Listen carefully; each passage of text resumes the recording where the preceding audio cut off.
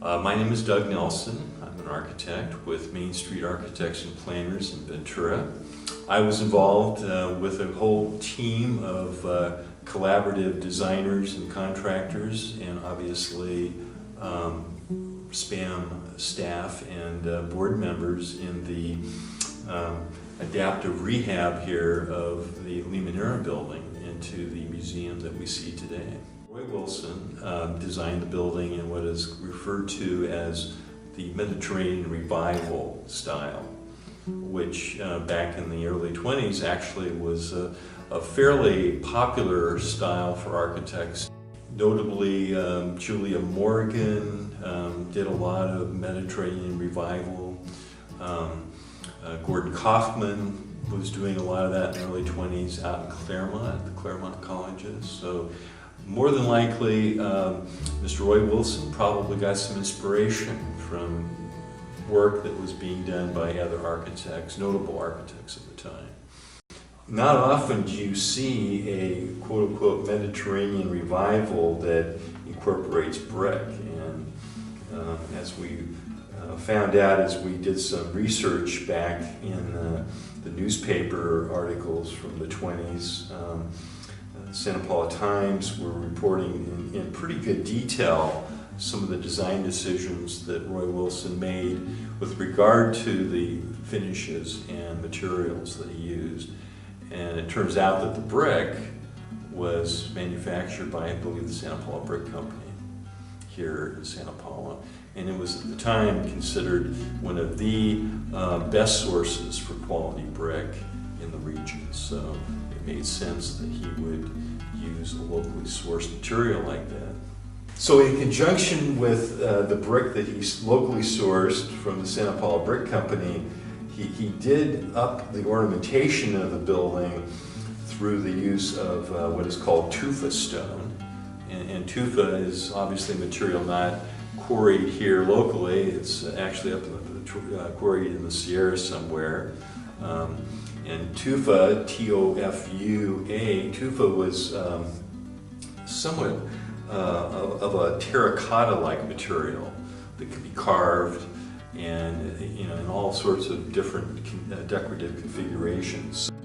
One of the biggest differences between 1920 and the 20-teens that we currently are in is just the different skill sets that you have from the craftspeople that are available to put buildings together.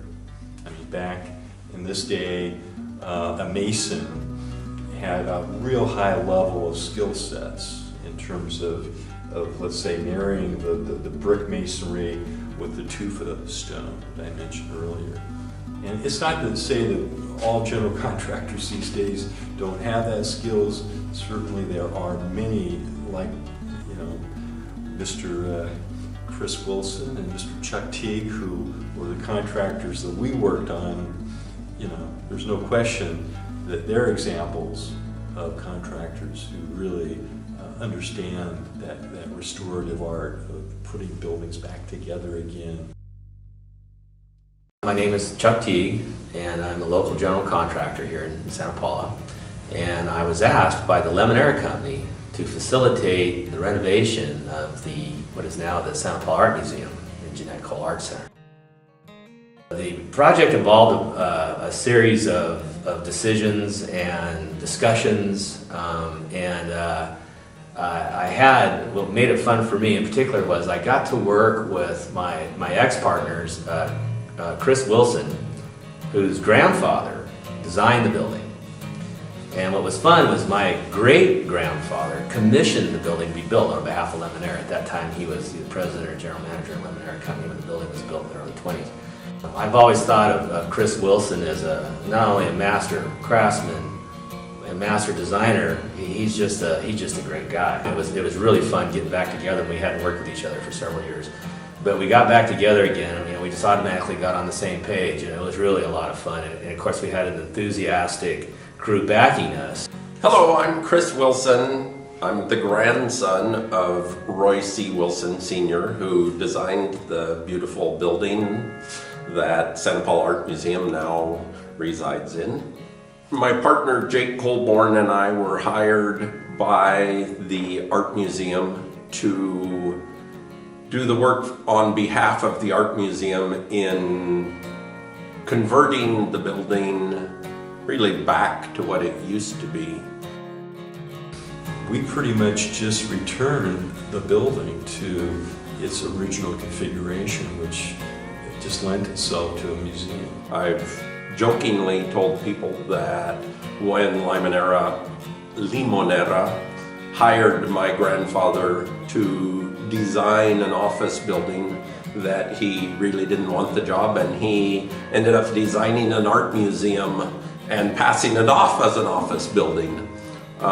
It's such an amazing space as an art museum. It's hard to understand how it really would have worked as an office in today's world.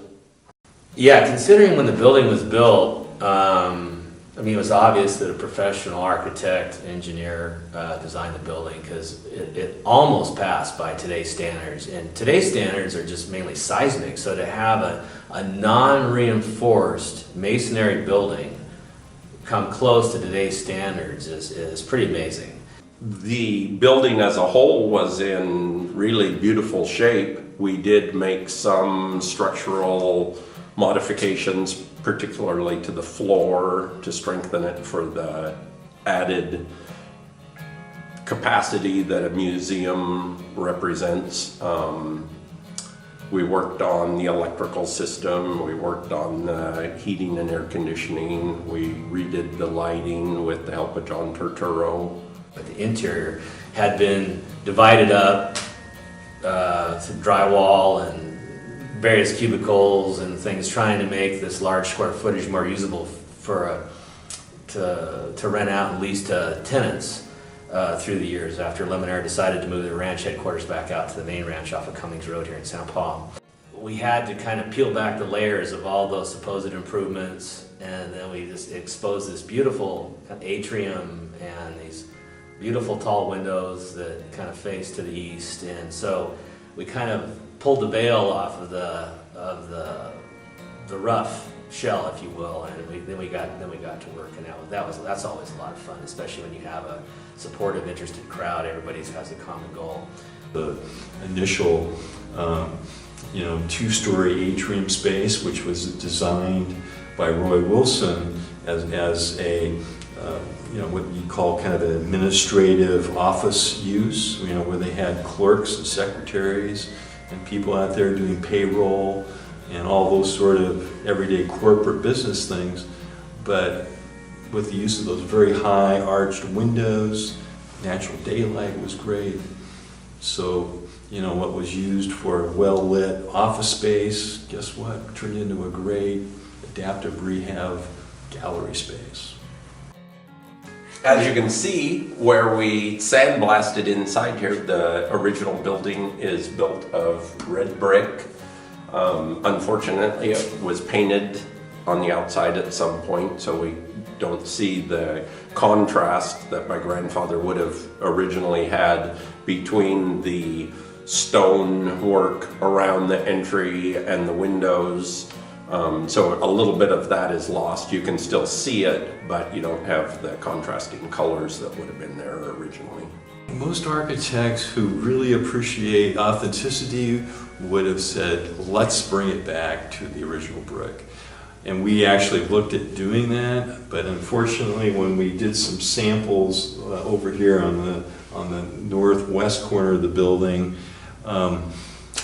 we found that the original masonry grout was a little weak, so whatever we did to remove the paint and expose the brick would have structurally deteriorated the brick. So it was best, as we sometimes say with architectural restoration, do no harm.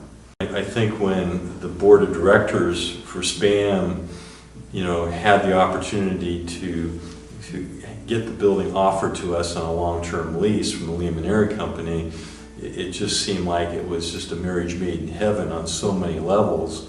It was really fun to be a part of a project here in Santa Paula that was so deeply rooted in the community, And everybody just kind of recognized that and rallied behind it and just made it happen. Limoneira has been a really integral part of the city of Santa Paula, as well as the city of Santa Paula has been an integral part of Limoneira. The legacy continues, and they want to be supportive of the community and the museum and everything else. So it's really fun to be a part of all that. Really great deal of fun. The fact that my grandfather was so involved in it, and Chuck's great-grandfather had hired my grandfather to build the building, it feels like something that he would thoroughly approve of.